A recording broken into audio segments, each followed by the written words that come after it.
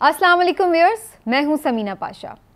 इमरान रियाज खान के बारे में गिरफ्तारी और उसके बाद फिर मुकदमात से बरीयत की खबरें आप सुन रहे हैं और हमने ये देखा है कि इमरान भाई के ऊपर कोई ख़ास चीज़ ना तो थी ना साबित हो सकी, बल्कि जो जितनी भी डेवलपमेंट्स इस मामले पर हुई हैं उसमें हमने यही देखा है कि सिर्फ सुबकी के अलावा मौजूदा हुकूमत को कुछ नहीं मिला है और जो भी इसके पीछे थे केसेस के वो बुरी तरह से ना सिर्फ ये कि बेनकाब हुए हैं बल्कि उन्होंने अपने खिलाफ अवाम में नफ़रत को उभारा है। और इस वक्त जो उनकी गिरफ्तारी से मुतल्लिक तफसीलात आ रही हैं, जो उनके हालात और वाक़यात सामने आ रहे हैं, जिस तरह से उन्होंने शब व रोज़ जेल में गुजारे हैं उसकी चीज़ें सामने आ रही हैं। और अब सबसे बढ़कर जो चीज़ सामने आई है वो ये कि क्या खुदा न खास्ता उनकी जान लेने की भी कोशिश की गई है। ये एक बहुत बड़ा क्वेश्चन है जो कि इस वक्त सामने आ चुका है और इसकी मज़ीद तहक़ीक़ात के लिए जब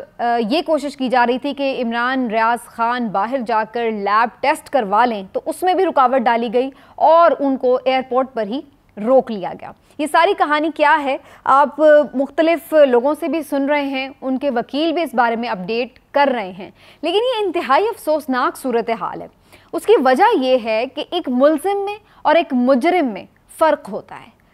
आप कन्विक्टेड तो नहीं है कि आपने उनको इस किस्म की हालात में रखा हुआ है, इस किस्म की जेल में रखा हुआ है। साबिक़ वज़ीर आज़म इमरान खान ने भी ये वीडियो शेयर की हुई है ट्विटर पर और भी बहुत सारे लोगों ने की हुई है, जिसमें देखा जा सकता है कि किस तरह से कितनी छोटी जगह पर उन्हें बंद करके रखा गया है, कितनी तंग हालात में, तंगो तारीक सेल है जिसमें उन्हें रखा गया है। ना वहाँ पर कोई पंखा दिखाई दे रहा है, ना वहाँ पर पीने का कोई पानी का ग्लास नज़र आ रहा है, ना ही वहाँ पर हमें कोई किसी किस्म की सहूलत नज़र आ रही है। इतना छोटा सा वो पिंजरा है जिसमें इमरान खान साहब ने तो ये भी लिखा हुआ है कि महज़ब जो ममालिक हैं वहाँ तो किसी को जानवर को भी ना आप वहाँ रखें जहाँ पर आपने इमरान रियाज खान को रखा है। क्यों?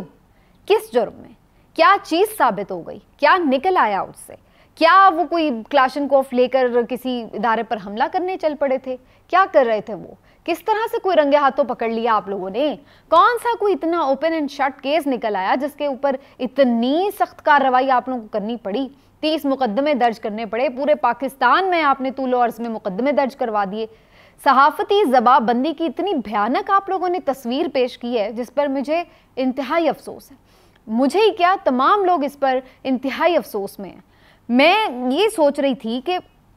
हम हमेशा ये ख़बरें सुनते रहते थे कि जी सहाफ़ियों पर किस किस्म के जुल्म तोड़े गए हैं, किस तरह से उनकी ज़बाबंदी की कोशिशें की गई हैं। और पिछले हुकूमत में भी हमने देखा कुछ सहाफ़ियों को ज़दोकोब किया गया, किसी को ऑफ एयर किया गया, रोज़गार छीन लिया जाता है, किसी से उसके लिए नसीहत करने के लिए उसको कुछ दिनों के लिए घुमा फिरा के फिर वापस छोड़ दिया जाता है।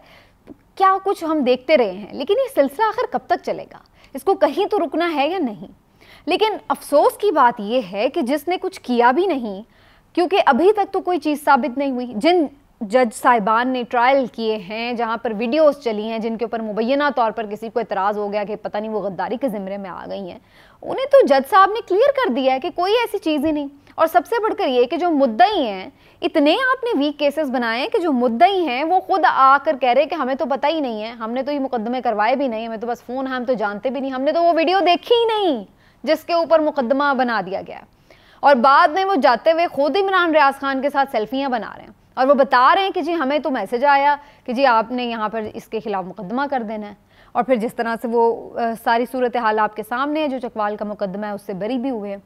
उन्हें गिरफ्तार करने से लेकर के उन पर जो मुकदमात हैं उनके इंदराज को आप देख लीजिए, फिर उन्हें पूरे मुमालिक के मुल्क के शहरों में घुमाना देख लीजिए।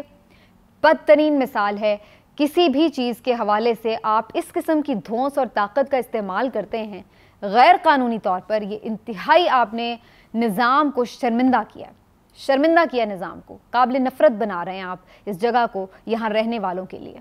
बहुत ही अफसोसनाक मकाम है। इमरान रियाज खान को जिस जेल में रखा गया वो आप वीडियो देख चुके हैं। ना उनको पंखा दिया गया, पहले तो उन्हें सोने नहीं दिया जा रहा था, जिस तरह उनको कभी एक शहर से दूसरे शहर, उनकी ट्रैवलिंग के औकात आप देख लीजिए कि ये सो ना सकें, आराम ना कर सकें। एक फ़िज़िकल टॉर्चर प्लस एक मेंटल टॉर्चर उनको दिया गया। उसके साथ फिर आप उनको क्या कर रहे हैं जनाब? अब ये खबरें आ रही हैं जब इमरान रियाज खान का मैंने गिरफ्तारी की रिहाई के बाद जब उनका पहला वीलॉग सुना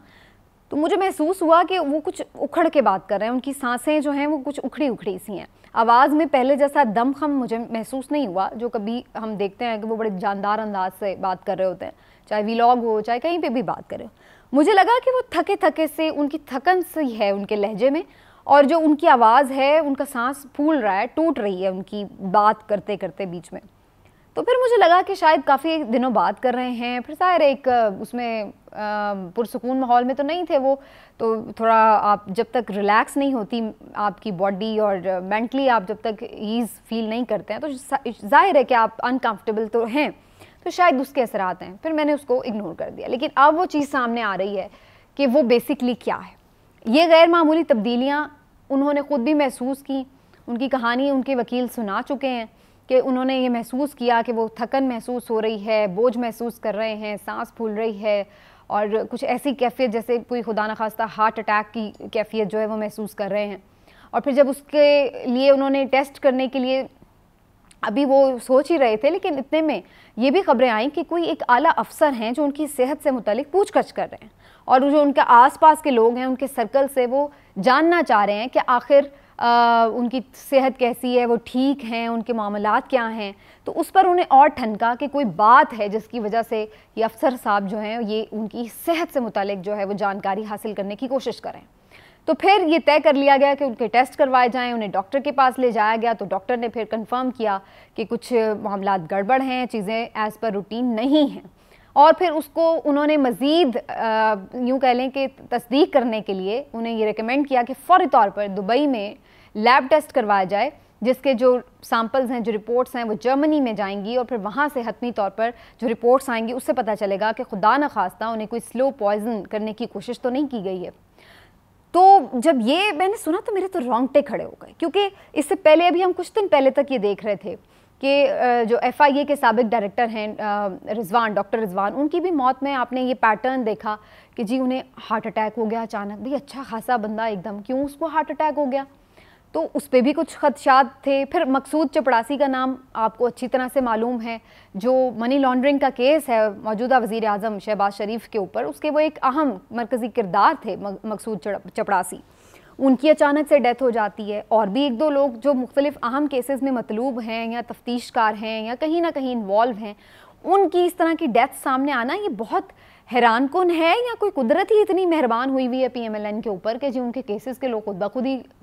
خدا کو پیارے ہوتے جا رہے ہیں. اتنے سارے اتفاقات محض اتفاق نہیں ہو سکتا. اب جو یہاں پر پیٹرن نظر آ رہا تھا اس کے بعد میں اس کو یوں ہی کنیکٹ کر رہی تھی کہ خدا نخواستہ یہ کوئی سلو پوائزن کر کے، اللہ کرے ہم سب کے خدشات غلط ثابت ہوں، لیکن یہ غلط اسی وقت ثابت ہو سکتے تھے اگر انہیں بیرون ملک جانے دیا جاتا، وہاں جا کے ان کے ٹیسٹ کروا لیے جاتے، اور پھر اس کے بعد جو رپورٹس آتی، اللہ کرتا کہ اس میں سے کچھ بھی ایسی چیز نہ نکلتی، یہ صرف خدشات ہی ہوتے اور ہم کہتے کہ وہ میڈیکلی فٹ ہیں، اور اس طرح کی کسی قسم کی خدشات کو پنپنے کا موقع نہ ملتا. لیکن ہمیشہ کی طرح اس بار بھی یہی کیا گیا ہے کہ چیزوں کو بس دبے رہنے دیا جائے، سچ تک پہنچنا ناممکن بنا دیا جائے، تاکہ چیزیں کسی اندھیری کال کوٹری میں بند ہو جائیں اور وہ خدشات ہمیشہ خدشات رہیں، الزام ہمیشہ الزام رہیں، کوئی چیز نہ بلیک ہو نہ وائٹ ہو، بس گرے میں رہے. اور یہی صورتحال یہاں پر کرنے کی کوشش کی گئی. اب اللہ کرے ان کے ڈاکٹرز جو یہاں پر موجود ہیں کا یہی جا رہا ہے کہ وہ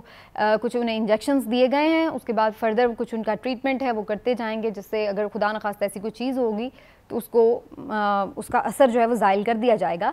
لیکن اگین وہی بات ہے کہ جب وہ پولیس کسٹڈی میں تھے، انہی کا کھانا پینا دیا ہوا وہ کھا رہے تھے، تو پھر یہ سوال تو اٹھیں گے کہ آخر ایک صحت مند شخص جو کسی قسم کی کوئی دوا نہیں لے رہا تھا، کسی قسم کا اسے کوئی میڈیکل پرابلم نہیں تھا، وہ جب ان کی کسٹڈی سے باہر آتا ہے تو کیوں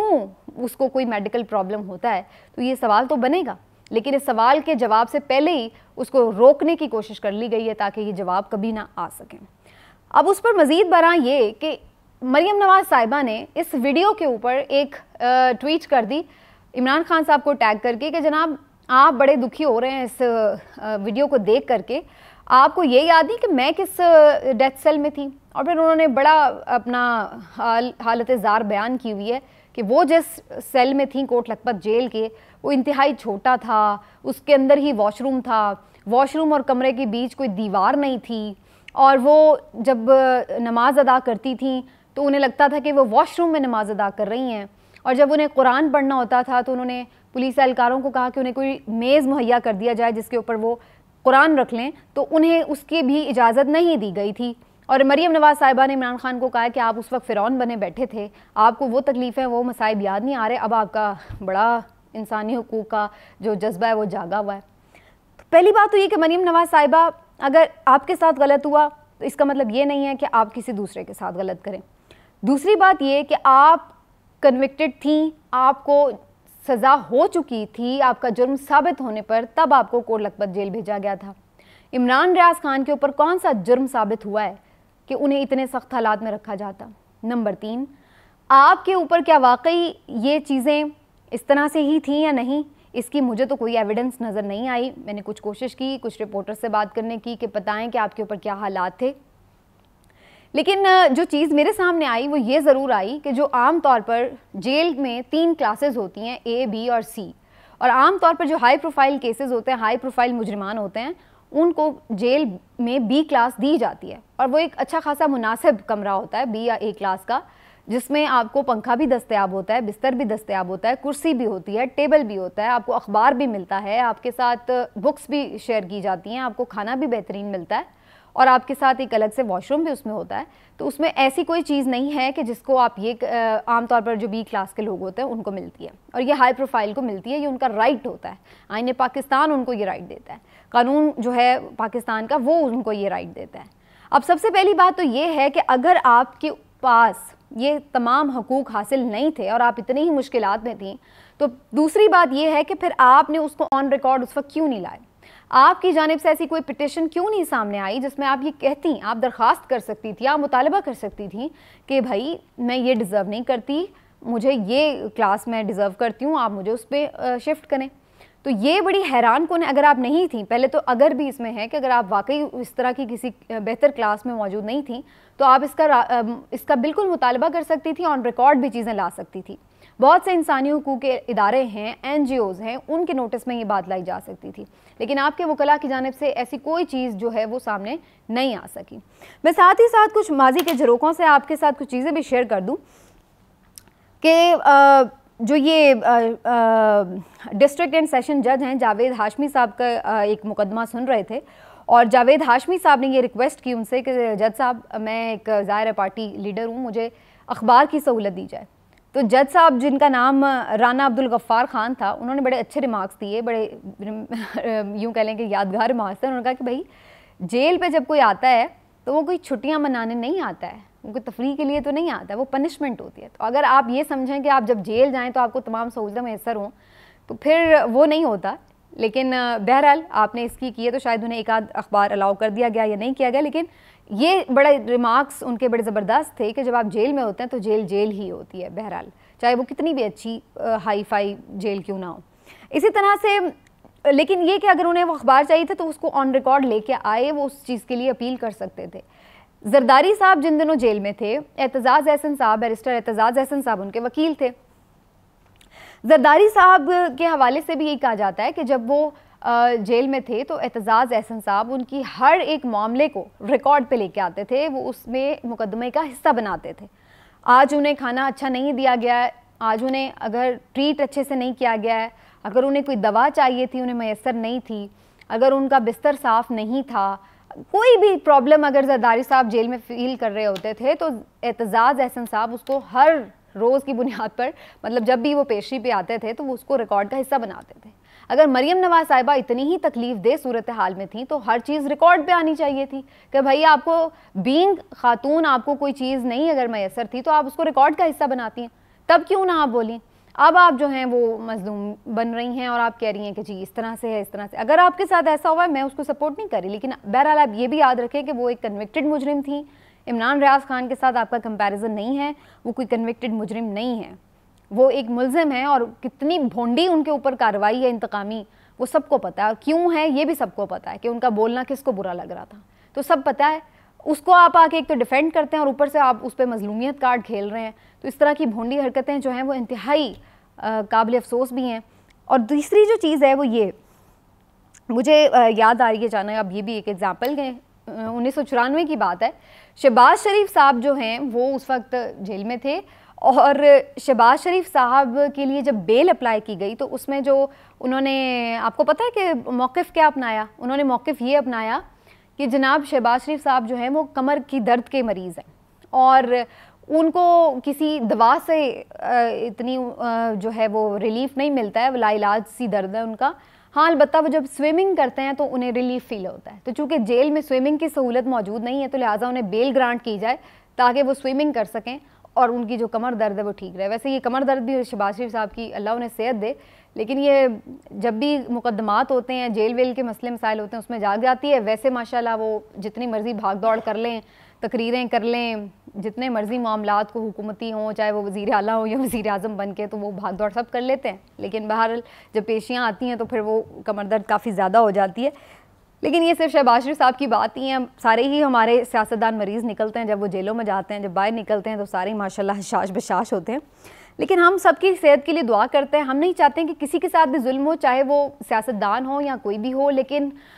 जिस तरह का जुल्म आप रवा रखते हैं ये आपके लिए मकाफ़ात अमल बन जाता है। जब आपके साथ वही बीतती है तो फिर आपको पता चलता है कि वो क्या हो रहा है, किस तरह से हो रहा है। लेकिन चूँकि पर्सनली हम इमरान रियाज़ को जानते हैं, उनकी इंटेंशंस को जानते हैं, और जो सामने लोग जो पर्सनली नहीं भी उन्हें जानते वो भी इस वक्त देख सकते हैं, एक अंधा भी देख सकता है कि उनके साथ एक इंतकामी कार्रवाई हो रही है। तो उसके ऊपर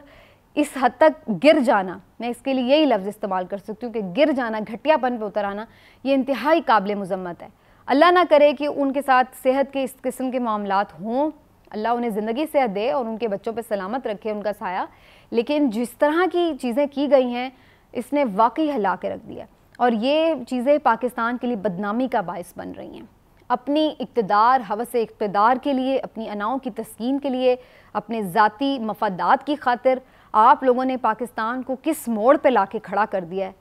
इसको ज़रा सोचिए सही। क्योंकि कोई भी शख्स मुस्तकिल नहीं है यहाँ पर, सब ने जाना है। तो अपने पीछे हमें कोई ऐसी लेगेसी छोड़ के जानी चाहिए जिससे हमें तारीख़ अच्छे अल्फाज में याद रखे, ना कि हमें उन अल्फाज में याद रखे जिसके लिए आप अपना एक चैप्टर तहरीर कर रहे हैं। आज के व्लॉग से इतना ही नाज़रीन, फिर इंशाल्लाह आपसे मिलेंगे। अल्लाह हाफ़िज़।